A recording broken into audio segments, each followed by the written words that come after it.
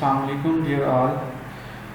आज हम अपने नेक्स्ट लेक्चर की तरफ चलते हैं, जिसमें हमने कल प्रीवियस लेक्चर में हम कुछ फ़ॉन्ट को डिस्कस किया था। उसमें कुछ फॉर्मेटिंग देखी थी इसकी फ़ॉन्ट की। उसमें एक दो चीज़ें रह गई थी, लाइक क्लियर ऑल फॉर्मेटिंग रह गया था हमारा।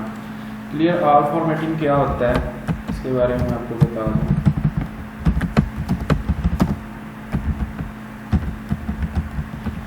क्लियर ऑल फॉर्मेटिंग क्या है? अब लाइक हमने जैसे एक फ़ॉन्ट के ऊपर अगर फॉर्मेटिंग की थी, उसको बोल्ड किया, उसका साइज़ इंक्रीज़ किया, उसको अंडरलाइन किया, उसको अटैलिक भी कर दिया हमने, ठीक है। अब जब हम इसको इंटर प्रेस करके कर्सर नीचे लेके जाएंगे तो यहाँ पे जब हम लिखना स्टार्ट करेंगे ना, तो ये उसी फॉर्मेट में लिखेगा जिसमें हमने ऊपर लिखा था।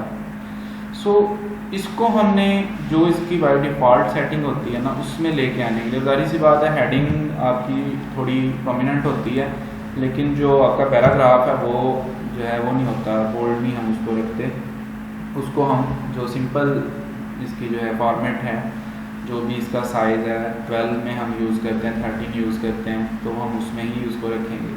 सो हम क्या करेंगे, हम इसको जब नीचे कर्सर को लेके आएंगे तो हम यहाँ पे क्लियर ऑल फॉर्मेटिंग का ऑप्शन नज़र आ रहा है। अब यहाँ पे आप गौर कीजिएगा, यहाँ पे 18 है साइज़, यहाँ बोल्ड भी इटैलिक भी है। मैं जैसे इसको प्रेस करूँगा ये सब ख़त्म हो जाएंगे और ये 11 पे आ जाएगा। सो अब यहाँ पे जब मैं नीचे लिखूँगा तो ये देखें ये सही राइटिंग में उसमें टाइपिंग कर रहा है जिसमें हमें चाहिए इसको। तो ये क्लियर ऑल फॉर्मेटिंग इसलिए हम यूज़ करते हैं।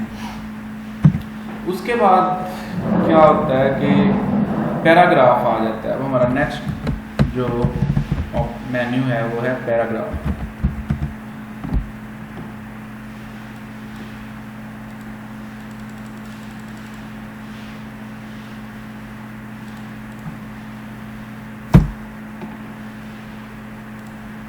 पैराग्राफ में क्या होता है? पैराग्राफ में सबसे पहले अगर आप देखें तो यहाँ पे बुलेट्स आपको नज़र आएंगे और इसके साथ नंबरिंग है, यानी bullets and numbering. Bullets and numbering को हम डिस्कस करें तो बुलेट्स क्या होते हैं, नंबरिंग क्या होती हैं, ये हम लाइक कोई भी नोट्स बना रहे हैं या लिस्टिंग कर रहे हैं कुछ चीज़ों की, तो उसमें हमें ये यूज़ करनी पड़ती है। मैं यहाँ पे लिखता हूँ नेम ऑफ मंथ्स। अब मंथ्स के नेम लिखने हैं मैंने, तो मैं यहाँ पे बुलेट्स पे जाऊँगा और यहाँ पे कुछ बुलेट्स हैं जो मैं ले सकता हूँ। तो मैं यहाँ पे फर्ज करेंगे ये वाला बुलेट ले लेता हूँ। यहाँ पे मैं लिख लेता हूँ जनवरी, और मैंने इंटर प्रेस करना है, नीचे खुद ही बुलेट आ जाएगा वो।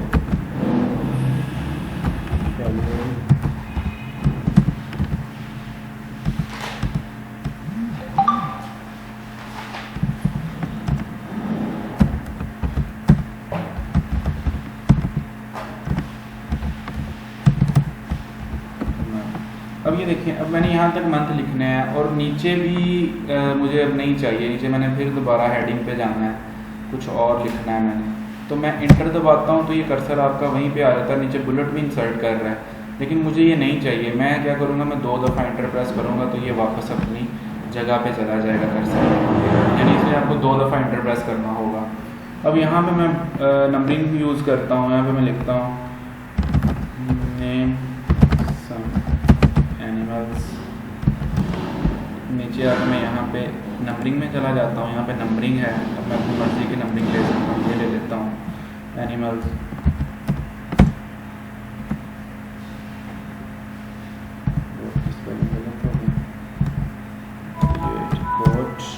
ये खुद ही आ गया, इंसर्ट हो गया। काउ,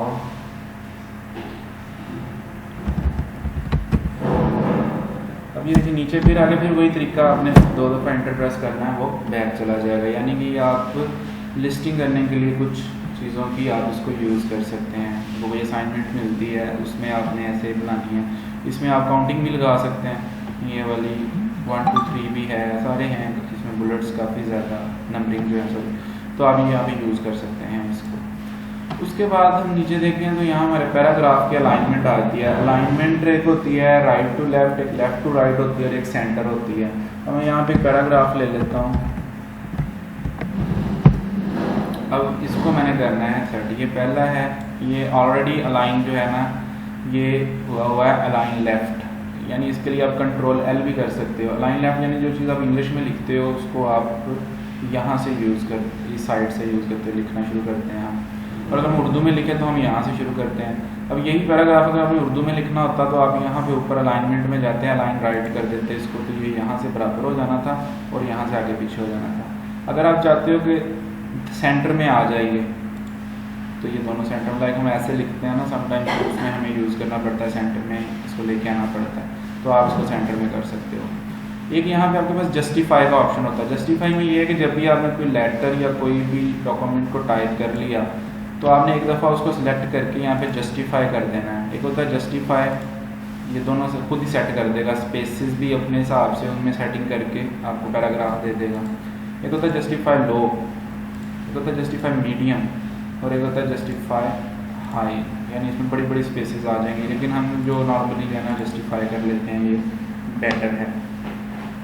उसके बाद आप यहाँ पे देखें तो आपको लाइन एंड पैराग्राफ स्पेसिंग नज़र आएगा यहाँ पे। तो इसमें हमने स्पेसेस देखने हैं कि इनमें स्पेस कितनी देनी है, आपने लाइंस के अंदर बढ़ानी है, कम करनी है, तो ये यहाँ पे आपके पास आ जाएगी।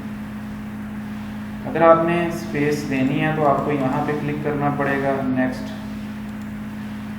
स्पेस आ जाएगी। अगर आपने स्पेस कम करनी है तो आपको यहाँ पे शुरू में क्लिक करना पड़ेगा, इस जगह पे, तो स्पेस जो है वो कम होती जाएगी। रिमूव स्पेस कर सकते हैं आप, वो कम हो जाएगी। तो उसके बाद सबसे अहम टॉपिक इसमें है इंडेंटेशन का, डिक्रीज इंडेंट और इंक्रीज इंडेंट। आपने मोस्टली देखा होगा, आप लेटर टाइप करते हैं तो एक तो हम कर ही देते हैं,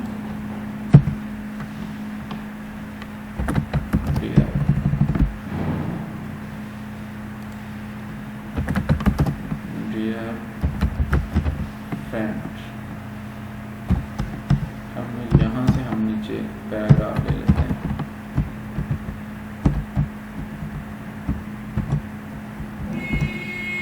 पैराग्राफ आ गया। अब हम क्या करते हैं, लेटर जो होता है उसको यहाँ से शुरू किया जाता है, इस जगह से। एक तो इसका मैनुअल तरीका है, आप क्या करते हो, आप यहाँ पे स्पेस दबा के तो इसको आगे ले जाते हो यहाँ पे, लेकिन ये नहीं है, ये आपका जो है एक मैनुअल काम है। लेकिन आपने जो ऑफिशियल काम में इसको यूज़ करना है उसके लिए आपको इंडेंटेशन यूज़ करनी पड़ती है।